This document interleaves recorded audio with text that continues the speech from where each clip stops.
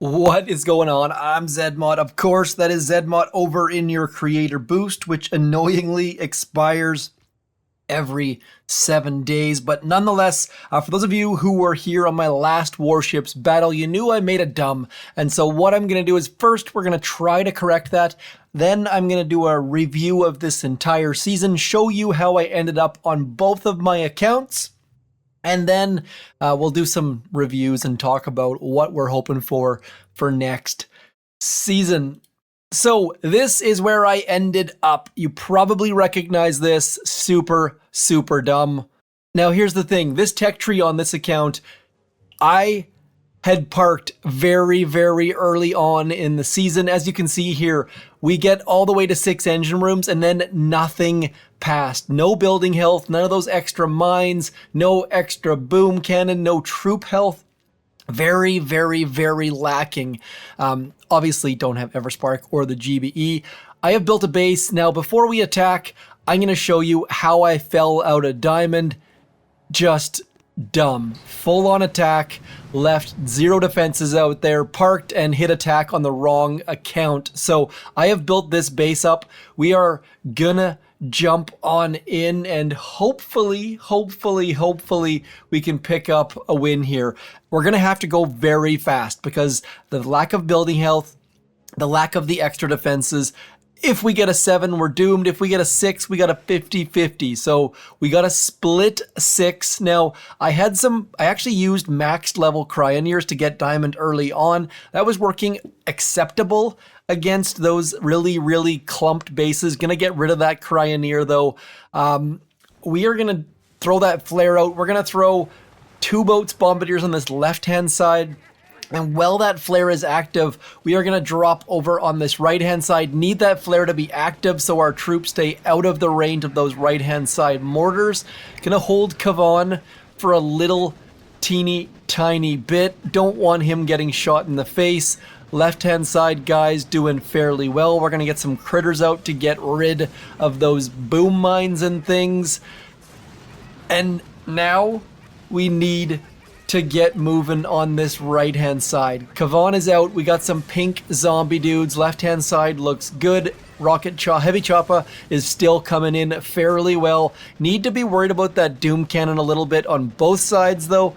So far, so good. Not too bad. That we got 1 bombardier on that left-hand side getting that middle engine room, which is fairly awesome. Right-hand side bombardiers getting rid of the right-hand side. Everything's going fairly well. Gonna have to be quick here though. That Doom Cannon is concerning me a little bit, and there's not a lot we can do except for just hope that our troops can clear. We got the rocket launcher cleared on the far right. Decently quick. We're at 244 so far. Need to get going though. Gonna pump out some pink zombie dudes. And now we need to get closer. Like right about now, need to get a little bit closer in. That Heavy Choppa going down might actually be helpful for us. This is going to be very, very, very close. Let's just see what the heck we can do here. As soon as that boom, flotsam, whatever the heck that thing, boom surprise goes down, we're going to flare back here, get a shock out on the sniper and the flame, and now let's smoke to keep these left-hand side bombardiers alive, hoping they stay underneath that smoke. This might work out. They are slightly ahead of us. We're at 157. Bombardiers coming out of smoke. Come on. This is going to be so close. I think maybe they started before us. This is going to be so close. The fact that they're listed as gold should be... Oh, yes. So we are jumping into diamond. I'm going to leave it right there. We're at 6 out of 6 chests because of time and video editing and things, but very, very, very lucky to get into diamond. If I would have lost, it wouldn't have mattered all that much because, as you all probably know, the parking spots, where are our parking spots? Let's show those up there. As far as where we start next season, just had to be above 19.6. So if we lost, nothing really mattered except for, of course, all of those end of season rewards. by getting in there, now we're getting 30 powder and 500 diamonds and 30 trader tickets, which no one cares about. But on a gold account, for example, and I said I only played 2 accounts, but this is my 3rd account, which I'm just playing every few days, getting some chests, getting free intel for our task force, and that diamond reward is not even close to as good. 300 fewer diamonds, 10 fewer powder, 6 fewer trader tickets. That diamond jump is a big, big deal though. So let me know where you ended up. This one is going to stay in 19. I tried to get it to 19.60 and I just kept getting 5 engine room or 6 engine room bases, which I can't compete against. And this is my final base. This is my main. This is the one I attacked over and over and over again. As you can see there, we went on a 6-game win streak. These ones I started to try different things, trying out different attacks. And like this guy right here, I don't know how you say that name, but they just crushed me. So well done. That was the fastest time against me all day long. 132. 160. Most of the people were around 116, 112. As you can see, they're winning, doing very well. Probably could have got higher, but as soon as I got above that 24.50 mark, that's all I care about. And as you can see in the background there, I am in the global top 500. I'm not sure if I'm going to stay there or not, but that's not a focus for me at all. Look how many legendary players there were. We are sitting at 212, so should be in the global 500. Whoop-de-doo, hooray for us. I'm going to show you my final battles. Now, this base I actually built by myself. Took a couple people's bases, like this right-hand shore hotpot. No one ever went near it, except for the one person who got 1 minute 40 seconds. So I'll show you their attack. They crushed this base going on that right-hand side. That right-hand side ramp is shorter, of course, and then they just walked through my base. So really, really impressive. Using bullet, you very, very rarely saw people using bullet against these spread out bases, but I don't know how to say this name. Kayatleet, maybe this is that a Star Wars reference perhaps, or am I confusing my words? Is that, someone please correct me on that. Anyways, they just crushing my base using all their GBE kamikaze flares. So I tip my cap to them. Obviously, they were a couple ranks higher, but this tech tree, I went full defensive. I ended up finishing the season with, I think, every single possible defense. And then I went and got that 3rd GBE, did not use it, I don't think, on any attacks, and then the 4th GBE was just out of range, so did not have GBE, did not have artillery, otherwise I had basically everything else you could want from an offensive side, and definitely had everything from the defensive side. Now, I started out with a critter launcher back here, swapped it out for a shock launcher, and as you can see here, my next swap is 800 diamonds. That means I've spent 2,800 diamonds swapping between all of the different items. At 29 diamonds a day for your beastly task force, that adds up pretty darn quick. So do make sure you do check the description down below so you are in a task force with all of those free diamonds up there in that right hand corner. I won't click on it because when you do, it takes you to the shop. So diamonds are the girl's best friend. They're also Warships' best friend, whether it be for troops or swapping those defenses over and over again because you're super indecisive like me. I'll show you how I was attacking. This one was against the clump base. I know a bunch of you I know were using shock knuckles, and actually, this season's over. Never mind. Shock Knuckles was a great way to do this, but I just gave up on Laser Rangers. My base was good enough that I didn't need that. So what we're doing is sending that heavy chopper with 3 bombardiers towards that very, very back. They do way, way more than you would ever imagine going back there. It also saves you like 20 seconds walking back there. And this is why I did not max my flare. By having a tick 4 flare, that made that walk possible, and then bullet walking up and shocking all of this stuff. I taunted way too early there. But you'll also notice that there is a boom cannon back there. People started getting wise to that and putting boom cannons back there. We threw some critters, and those critters did come in handy later on as well. So I've got, what is that, 5 boats there with only 1 heavy choppa. Slowly bring in heavy choppas in, and the reason for that is because that way we can guarantee that one of them is going to go to the left and give us a bit of a flank coverage.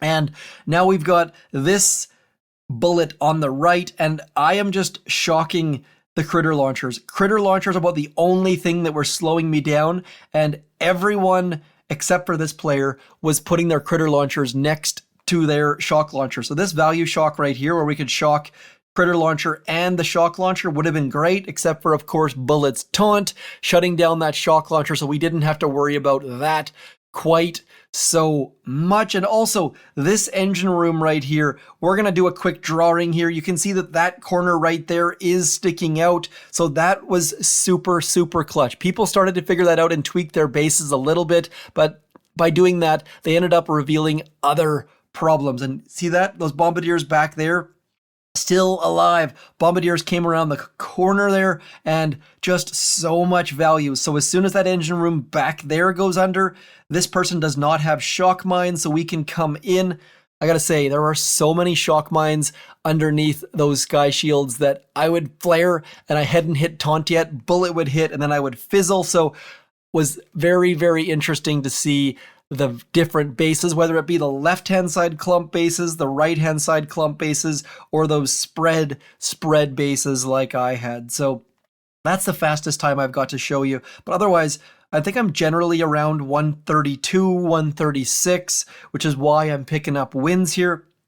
I'll show you. Now, I've only 2 people used rocket choppas against me, and early on, I think it was on Friday or Saturday, I tried to use a clump base. Andrew was there with me live on Discord, and old guy, I think it was, from Join at Own Risk. They jumped in and were on Discord with me. I built a clump base, and I just got absolutely pummeled. So if you managed to take the win from me when I had that ugly clump base, congrats, and just gross. I hate clump bases. I just couldn't get it right. People were too fast. I got a couple fizzles, but most of all, people were just too darn fast. So again, just straight up, the number one thing this season was dropping your troops with a flare. Don't do the chicken drop, as I've heard it be called. I don't know if Chicken even drops his troops that way, or if people are being mean and calling a dumb drop the chicken drop. If it is, then apologies, Chicken, but don't just use your flares. Know how the mechanics control your troops and do that. But overall, this season, I was torn.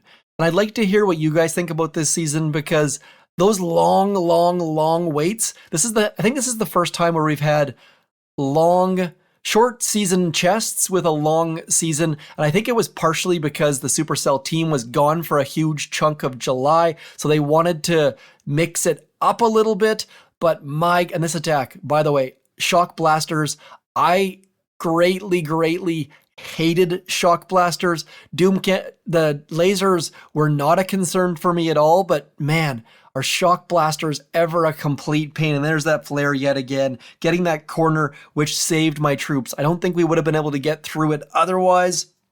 Underhill, good game. 10-ton Hammer sent me a message directly after this apologizing because his battery died, but his battery actually died well enough late that he had already lost the battle, and it fast forwarded the battle. So walking through again, and Kavan was my 90%. Leaving Kavan late so you can clear that right-hand side, super clutch. I know a bunch of you had way more creative hits, but I leaned into defense this season for one of the first seasons. I mean, I was quick with these battles, obviously getting faster than most people, but not as fast as many of you, because I wasn't using Seekers, wasn't like a lot of people were using like 4 boats of buses and then rushing to clear some GBE and then following with Seekers. I don't have any replays of that because, of course, that's the tiny percentile.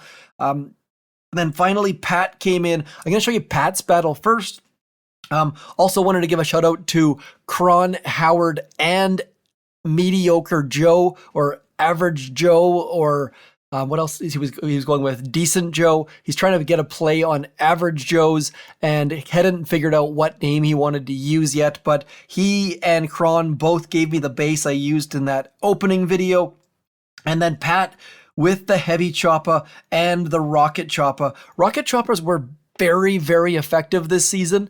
I didn't use them, but the hits that I saw were super creative, but you needed all of the GBE, and I definitely did not have all of the GBE. So Pat being super quick, letting Bullet get shot in the face for him, getting critters out there and heavies to protect his rocket choppers, and then avoiding critter launchers, avoiding a lot of defenses. I think I had like 12 mortars this season or something like that. And then using smoke in a super, super creative way. Anytime I see people using smoke, I love it. I didn't know what was happening. I tuned in as those smokes came out and I didn't know what troops were underneath it.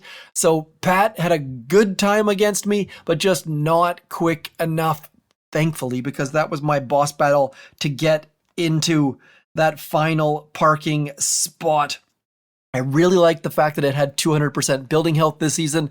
There was barrage, but it was very, very, very rare to see people barding out engine rooms. So overall, this tech tree, really, really, really interesting. A lot of you went this path, like this was the fastest way to get to diamond, was this path right in here, or maybe you went straight back this way, but this was the early way to get to diamond. But then as soon as people caught up, it was problems. So this, of course, way down here, this was at 1, 2, 3, 4, 5, 6, 7, 8, 9 nodes. That is a cul-de-sac that is 9 nodes deep. That was ridiculously silly, and I kind of liked it. And also, one of the other things it did was it gave 4 engine room players a chance to have heavy choppas. And if you are unawares, because you only play on a max level account, you need HQ 18 or higher to get to 5 engine rooms this season. So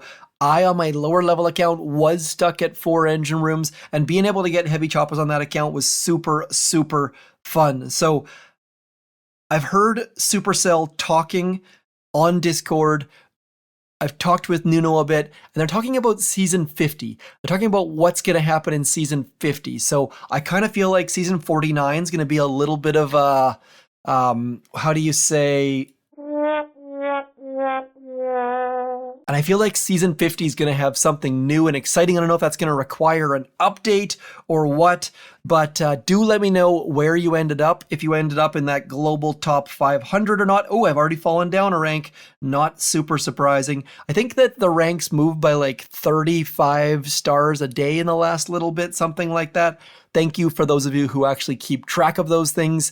I really don't. Now, other note, do keep an eye on this leaderboard. This leaderboard is going to be super, super interesting in the next couple days. If you have a look at Expect, for example, they have 20 draws. That is a huge red flag. I assume that many of the 40 draws, like, are you serious? 40 draws? Let's have a look at my account, for example. Where am I sitting at? I am sitting down here at number 15 in Canada. I have 1 draw.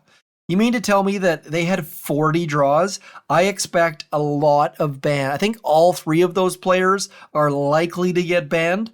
Let's see where Kaiser's at. See, Kaiser's at 7.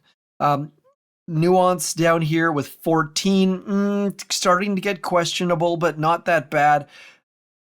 Like, the numbers just don't make sense. I feel like they're just win trading up in those top 3. Very curious to see if they ended up getting banned, if they end up getting that initial number 1 trophy or not. So do keep an eye on those leaderboards.